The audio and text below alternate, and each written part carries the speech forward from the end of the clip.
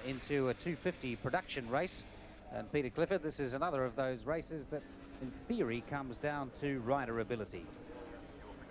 Yes, absolutely true.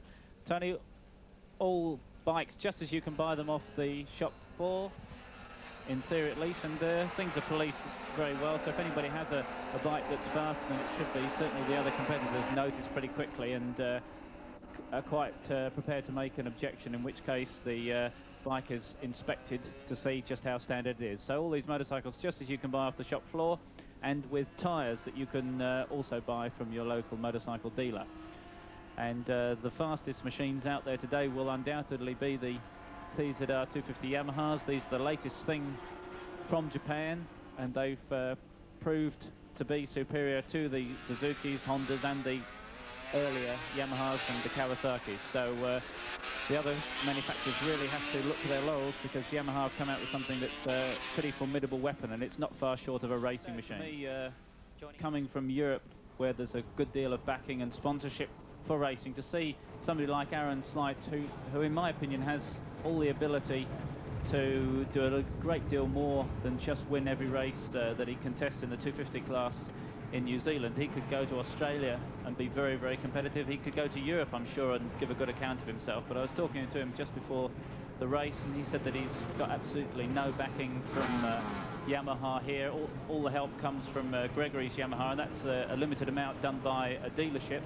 That's about all the dealer can manage, and he really doesn't have the money to buy the TZ 250, the pucker all-out racing machine that could take him on to greater things.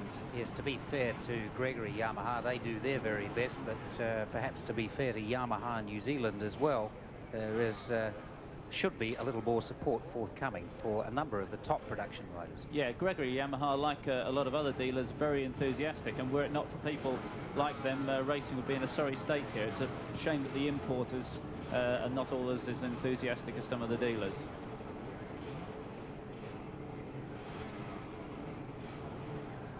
Looking at that grid, the theory of the racing is that everybody has equivalent machinery, but as Peter Clifford has just pointed out, the new models and those who can afford to run the new models, that's where the advantage is. Kevin McCleary, a very experienced man on the start line there, decided that they were not all in order, one or two of them creeping, so they'll come back until Kevin McCleary with the red flag decides that the grid is clear, and then the starter with the green flag lets them go.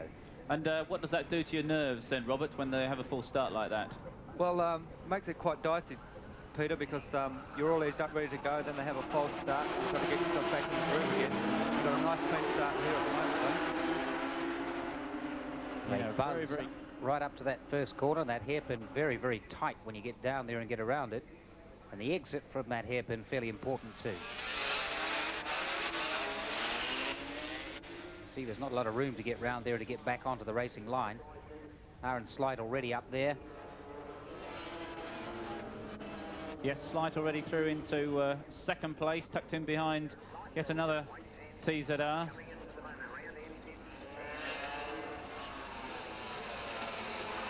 Andrew Stroud is leading at the moment. But we imagine it will only be a matter of time before Aaron Slight, number 111, comes through. Goes very well on this Ruapuna circuit, although it's new to most of the riders here, other than the locals who managed to get out here to practice. The infield piece of this circuit is a change in the last couple of years. There's Aaron Slight taking over the lead from Andrew Stroud. And a man, Robert Holden, that obviously has the talent to go a long way in bike racing, as we've seen on the GSX-R 750 as well. He certainly has the ability to race. Yes, definitely, Tony. Some really good races coming along, like road races coming along. I think in the next couple of years there'll be some really good action. And I just see that Chris Sutcliffe has nipped into second place behind Aaron Slight, so it's Slight leads from Chris Sutcliffe, and Sutcliffe all over Slight now, looking for a way past. There's not enough space in the differential and performance in these machines for anyone to be able to run away other than on rider ability. And thus you can get an excellent rider, but he'll still be kept honest by those right on his tail. And Aaron Slight just having a look to see who is on his tail.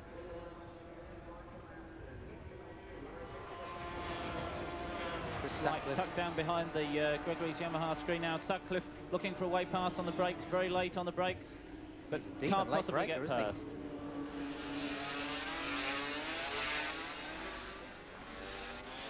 hangs off the bike a little more than Aaron Slight does, out of that hairpin.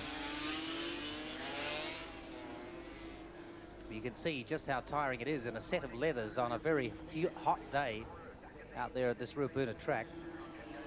And leaping from side to side on the bike, there's a fair amount of physical activity involved out there. It's also a tricky little spot where the new part of the circuit goes to the old part of the circuit because it's off camber slightly and a change in surface. Yeah, it's very slippy just going into that corner, Tony. It's very easy to lose the front end. There is actually enough room to pass, but you have to be very brave to attempt it because you tend to run wide, which puts on a really wrong line coming out. Aaron Slight just trying to prevent someone getting a tow.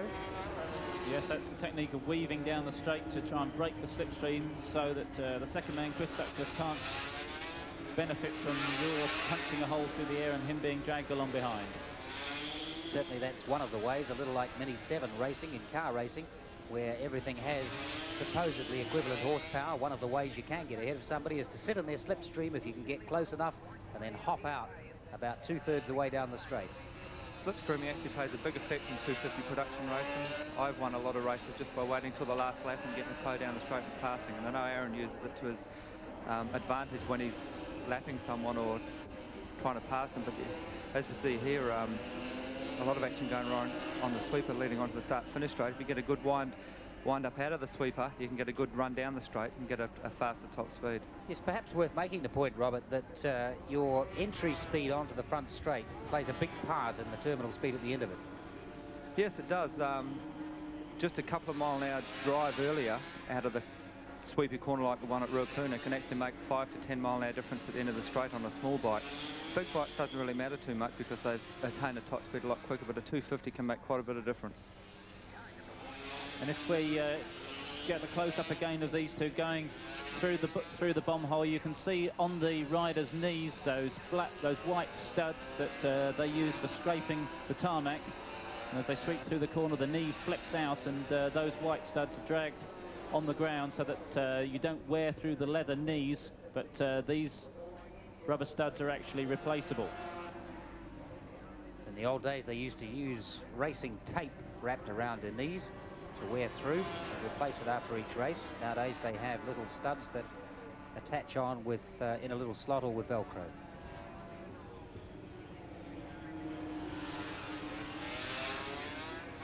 It's a good race coming from Chris Sutcliffe.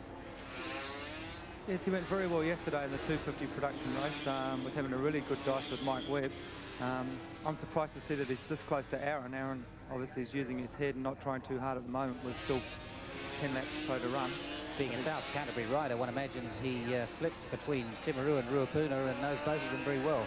Yeah, when we come down the South Island from the North Island, we tend to find a lot of the local riders, Timaru or Christchurch, are very fast at this circuit, and Timaru, they seem to know them really, really well. We come down, only ride them once a year, so we've basically got to learn a new circuit almost.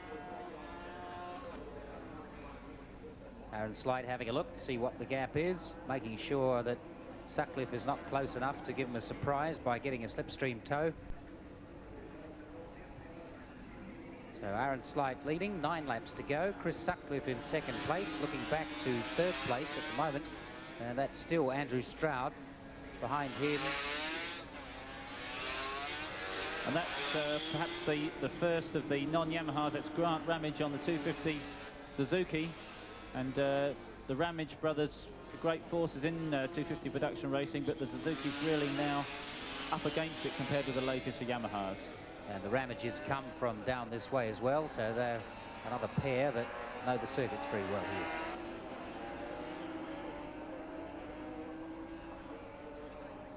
All of them really chasing in vain to try and catch Aaron Slight, who makes very few mistakes.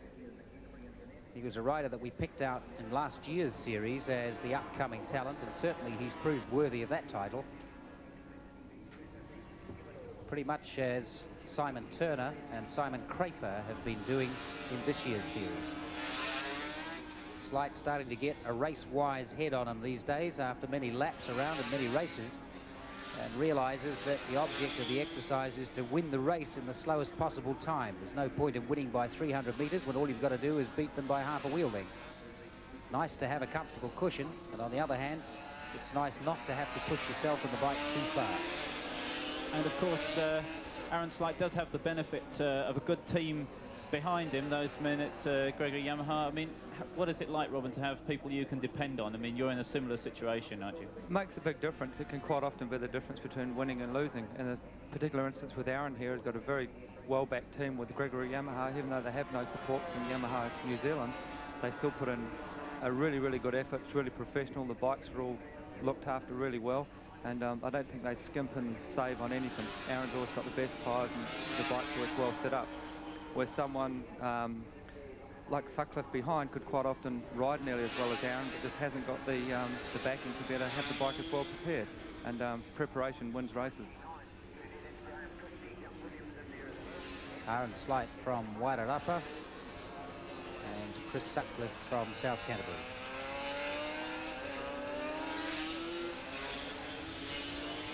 All the races today at Ruapuna, 15 laps, have been standardised for the day.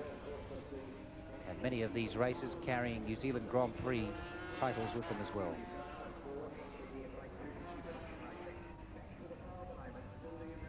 Slight took a brief look over his shoulder there, but all it told him was that Sutcliffe is no closer, and he's now just got to keep his concentration up. It's not all that easy because he's got to maintain a pace that is very, very rapid indeed, and yet not overextend himself. Watch his braking points, peeling off points. And Robert, what do you think about if you're out ahead? I mean, what do you think consciously? Do you talk yourself through the corners, or do you just relax? Yeah, I actually talk myself through the corners, Peter. I find if I'm out ahead, it's very easy to get relaxed, and your lap times slowly start dropping off. And quite often, if there's someone chasing you, they're trying to catch you because they're behind, and because you're out in front, you tend to relax a little bit. And I talk myself like to say brakes, accelerate, you know, gear change. Slipstream him, and yet not so far away that he's riding entirely on his own. He's keeping that incentive behind him, knowing that Chris Sutcliffe will hop up on him if he slackens at all. And these TZR 250s are really so close to an out-and-out racing machine. All the general specification, from the water-cooled twin-cylinder engine to the twin spar frame, the cast aluminium alloy wheels, the beautiful single front disc with the double paired piston calipers, everything just like the Grand Prix racer. And that's borne out, of course, with the way they're now dominating the production class. They have done what a lot of manufacturers have done over the last few years. They've made a production version which has really been a detuned version of what previously was a Grand Prix bike. And we saw Aaron Slight have a tiny slide there coming onto the start and finish straight. To say, Robert, that's about the first slide he's had all race, isn't it? Yes, it is, Peter. I've been watching him closely, and he just hasn't done a thing wrong so far. But the top corner at Ruapuna here is very, very slippery today. It was a little bit slippy yesterday, but I think the extra temperature today has brought a lot of the oil to the surface. And I noticed in the Formula 1 races and earlier production races that it was very, very slippy. And a lot of guys getting some really wide slides coming out. And you've got to watch your exit out there, because if you get too wide, you end up on the grass coming out. I think you found the corner rather slippery there yesterday, Peter. Yes, thank you for reminding me about that, Robert. Yes, I overdid it and slid to earth coming out there myself, so I have a pretty good idea how slippery it can be. When you got on the 1100, put slick tyres on it, do you have to sort of relearn the motorcycle from using the road tyres? Do you just push it harder and harder until it starts to slide? Yes, basically with the production tyres, I have to be very careful what I do when I open the throttle, when I get the drive on. But with the slicks, you can drive a lot earlier. You can brake a lot later and generally give the bike a bit more of a hard time. You can crank it into corners with the gas on, which you can't do with production tyres.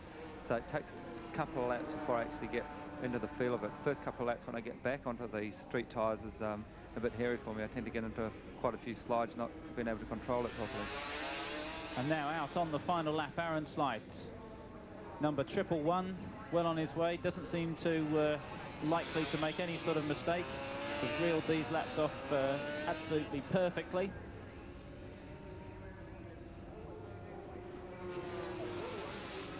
I wonder if he's going to continue with the number of 111. He will in fact be able to ride under number 1 in the coming season. Taking the checkered flag, Aaron Slight, a comfortable win from Andrew Stroud. Sorry, Christopher Sutcliffe in second place, number 106, and Andrew Stroud in third place, number 70. Aaron Slight having maintained the concentration for long enough, and now can have a little bit of a play, doing a wheelie for the crowd as he goes down the pit exit road. And Aaron Slight. And with me again, Aaron Slight, who's now won, what, 7 out of 7 in this 250cc production class during the series. You must be absolutely delighted with that kind of performance. Yeah, I reckon it's going really well this year. I've only lost one race, come second in the 2 hour. The rest are going really good. Good bike. You're not under any pressure at all in these kind of races because everything just looks so easy, so comfortable for you. That race certainly was pressure from the in second place. It was going really well. And I thought he was catching me for a while there. I just stayed the same the whole race, so if he had got a bit of start, he might have been there. And just quickly, what are your ambitions now? You're on a 250 at the moment in production. What do you want to move up to? Hopefully I want to get 1,000 next year. New Yamaha 1000's coming out, but it depends on the ACU what class it's going to be, if it's 750 limit or not. All right, Aaron, thank you very much, and well done. All right, let's go back to Tony Palmer now with the final results of that Ansett 250cc production. And there are the final positions. Aaron Slight on the Yamaha TZR 250. Chris Sutcliffe, number 106 on the Yamaha TZR 250, similar bike. And Andrew Stroud, who was having a battle with Brian Bernard, in 3rd place.